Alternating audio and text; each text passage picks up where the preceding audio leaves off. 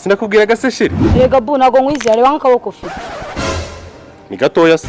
Wowe sabwo ubona kangana nka Smile. Ako sheri kuki ukunda kunjyenya na Smile igihe cyose. Erega arakurenze uko nta kintu kimwe umurusha. Umutwe se sinkumurusha. Bivuze ngo n'ubwenge ndabumurusha. Aha sinagutsinda da reka tubireke. Kandi sheri ni wowe ujya utuma natera imbere kubera ukuntu uhora unshinege. Gaho nago nzongera base. Wenda wabona unganye na joke da.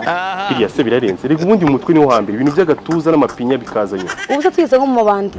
Akatwataka turi kumwe wakora iki? Kiki se ariko akadukubita ku munsi w'imeruka nazaje mu ijuru.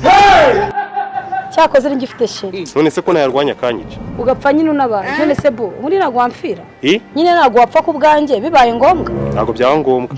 Urugero se ibyihebe bidufasha. Bikatubwira ko bigomba kwica umwe muri twe. Twakumvikana akaba ari wowe bica.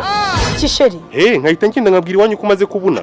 Sheri siko bugitankunda. Uribeshya kuko kuri ino si y'abazima. Nta n'undi muntu nkunda nkawe. Ariko urupfu nyine. Urupfu. Sheri rurakanyagwa. Jema mbona umbeshya utankunda nkuko bimbwira. Biya nanone reka bari brage. Dushobora kujya muri iyo situation ukora mise minduka ikindi kintu da. Aha, ngaho tugende mu mataramangayikira.